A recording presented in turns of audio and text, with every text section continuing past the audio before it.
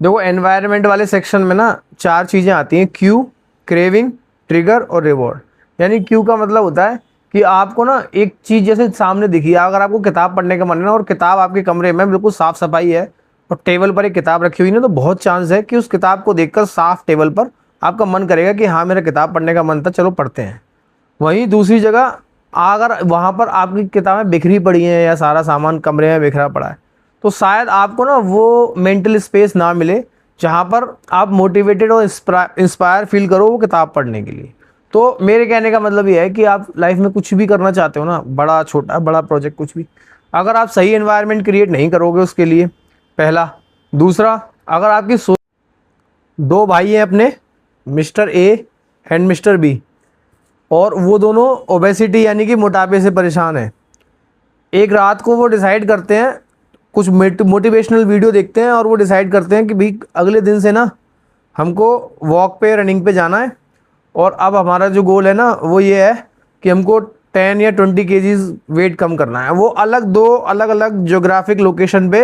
ऐसा डिसाइड कर रहे हैं। इवेंट सेम हो रही है, दोनों ही ओबीस हैं, मोटापे से ग्रस्त हैं, और उन्होंने वो एक वीडियो देखा मोटिवेटेड, और वो दोनों अगले दिन वॉक पे और रनिंग पे जाने को बिल्कुल तैयार हैं। अब होगा क्या कि अगले दिन होता क्या है कि ए जो है ना वो सक्सेसफुली चला जाता है अपने वॉक पे, रनिंग पे, और बी जो है ना वो नहीं जा पाता। हुआ एक्चुअली ये कि ए जो चला गया वॉक पे, रनिंग पे सक्सेसफुली मोटिवेटेड होने के बाद, उसने किया ये था कि रात को ना उसने अपना शॉर्ट जिसको पहन के वो जाएगा, अपनी टी शर्ट, अपने शूज़ और अपना अलार्म, ये चारों चीज़ें सेट कर ली। यानी कि उसने क्या सेट कर लिया, अपना एनवायरनमेंट उसने कंड्यूसिव बना लिया, किसके लिए, वॉक पे जाने के लिए। बी जो था ना वो मोटिवेटेड तो रहा कि मैं कल से जाऊंगा, बट उसने कोई भी एनवायरनमेंट क्रिएट करने की कोशिश नहीं की। देखो ये शॉर्ट स्टोरी जो है ना वो मैंने इसलिए बनाई है कि मैं आज की वीडियो में ना आपको ये बताने वाला हूँ कि कौन कौन सी वो 3 बड़ी इंपॉर्टेंट चीज़ें हैं जो हमारी लाइफ में ट्रिगर करती हैं कौन से एक्शंस लेने के लिए, जो हमें सक्सेसफुल बनाते हैं, हमें बेटर बनाते हैं, हमें हमें धीमे धीमे धीमे धीमे हमारे बड़े प्रोजेक्ट, बड़े गोल की तरफ ले जाते हैं, या फिर वो हमें स्टक करते हैं। यानी कि हमें एक बैरियर क्रिएट कर सकते हैं या फिर एक रेजिस्टेंस क्रिएट कर सकते हैं। तो कंड्यूसिव यानी कि बहुत ही आराम से स्मूथली हम अपने गोल की तरफ जाएंगे, या फिर बहुत सारा रेजिस्टेंस हम अपने लिए क्रिएट करेंगे। ये डिपेंड करता है 3 फैक्टर्स पे, वो उसकी वीडियो में बात करूंगा। ये जो स्टोरी थी ना वो एक पहले फैक्टर के बारे में थी। पहला फैक्टर है एनवायरनमेंट, दूसरा फैक्टर है सोशल एसोसिएशन या सोशल सर्किल, और तीसरा है हमारा, क्या है मैं भूल गया तीसरा है हमारा मेंटल फ्रेमवर्क। ठीक है, तो आप तीनों को मैं एक बार फिर से बोलता हूँ आपको। देखो, एक तो है एनवायरनमेंट, एक है हमारा सोशल सर्किल, और तीसरा है मेंटल फ्रेमवर्क। तो जो स्टोरी थी ना ये केवल मैंने एनवायरनमेंट के बारे में बताई थी आपको। एनवायरनमेंट है ना इनमें सबसे इंपॉर्टेंट है, और वो कैसे है, वो इसलिए है क्योंकि ये दोनों जो स्टोरी में ये दोनों अपने भाई थे ना प्रोटैगनिस्ट, इनमें जो एक चला गया, मैंने आपको बताया, उसने अपना सारा एनवायरनमेंट इस तरह से क्रिएट कर रखा था। उसने T shirt, short, shoes, alarm सबको सेट कर रखा था पहले से ही। तो वो जो सारी चीज़ें ना एनवायरनमेंट उसने बनाया, वो उसने क्या काम किया, उसके लिए कंड्यूसिव माहौल पैदा किया अपने गोल को, यानी कि वॉक पे जाने के लिए, उसको अचीव करने में। दूसरे ने ऐसा कुछ नहीं किया तो दूसरे को इसमें दिक्कत आई, और मोस्ट प्रोबेबली जो होना था वो नहीं जा पाया, क्योंकि वो उठा तो था, लेकिन जब उसने देखा कोई भी चीज़ सेट नहीं है ना, तो उसका फिर मन किया यार प्रोक्रेस्टिनेट करने का कि यार ठीक है क्या ही होना है, सो गया। तो ये जो है ना एनवायरनमेंट, ये बहुत बड़ा फैक्टर है कि आप अपने गोल की तरफ स्मूथली जाओगे या स्टक हो जाओगे। तो अगर आपको फूलों की खुशबू लेनी है ना तो आपको किसी गार्डन में ही जाना पड़ेगा, है ना। टॉयलेट में जाने से तो मेरे ख्याल से फूलों की खुशबू नहीं आने वाली। बहुत ज़्यादा अपनी फील्ड में जो सक्सेसफुल लोग हैं ना, बहुत कामयाब लोग हैं, जब उनसे पूछा जाता है ना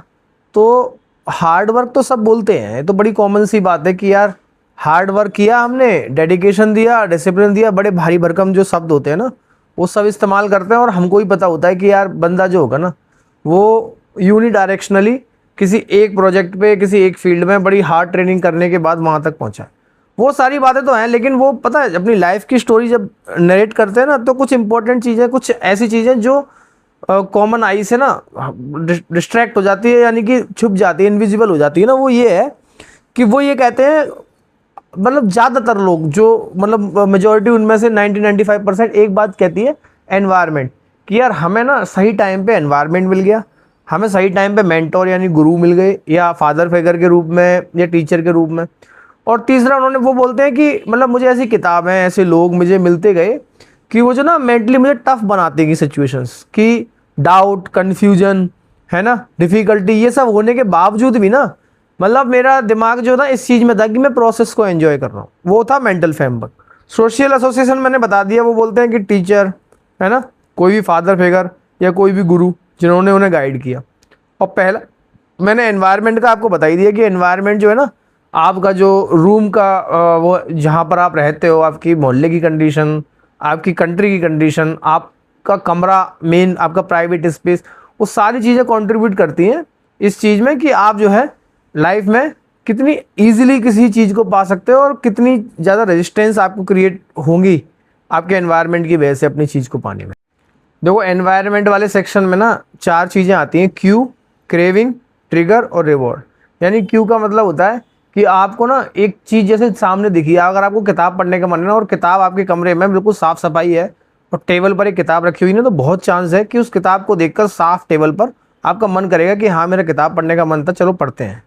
वहीं दूसरी जगह अगर वहाँ पर आपकी किताबें बिखरी पड़ी हैं या सारा सामान कमरे में बिखरा पड़ा है, तो शायद आपको ना वो मेंटल स्पेस ना मिले जहाँ पर आप मोटिवेटेड और इंस्पायर फील करो वो किताब पढ़ने के लिए। तो मेरे कहने का मतलब ये है कि आप लाइफ में कुछ भी करना चाहते हो ना, बड़ा छोटा बड़ा प्रोजेक्ट कुछ भी, अगर आप सही एनवायरनमेंट क्रिएट नहीं करोगे उसके लिए, पहला। दूसरा, अगर आपकी सोशल एसोसिएशन यानी अपने गोल के अराउंड लोगों से है ना, सोशल मीडिया से या किसी भी जगह से आप अगर अपने आप को ना एक बबल में बबल के अंदर एक बंद नहीं करोगे ना, क्लोज बबल के अंदर, कि आप उठते बैठते सोते जागते, आपका एक सोशल सर्कल जो है ना वो आपको पुश करे आपके बड़े गोल में, आपके बड़ा प्रोजेक्ट में, आपके बड़े विजन में। और नंबर तीसरी चीज़ आपका मेंटल फ्रेमवर्क, कि आपको सीखनी पड़ेगी खुद से चीज़ें लाइफ में, कि आपको डाउट से है ना, और डिफ़िकल्टीज से, कॉम्प्लेक्सिटीज से, और इन चीज़ों से ना आपको कैसे डील करना है, कन्फ्यूजन से, फ्रस्ट्रेशन से आपको कैसे डील करना है। ये तीनों चीज़ें जब तक आपकी लाइफ में सॉलिडिफाई होके और आपको एक फाउंडेशन नहीं देंगी ना, तब तक उस फाउंडेशन के बिना आपको अपने गोल्स को, अपने ड्रीम्स को एयरलिफ्ट करना बड़ा मुश्किल हो जाएगा। तो वीडियो का कंक्लूज़न दे रहा हूँ मैं आपको कि आप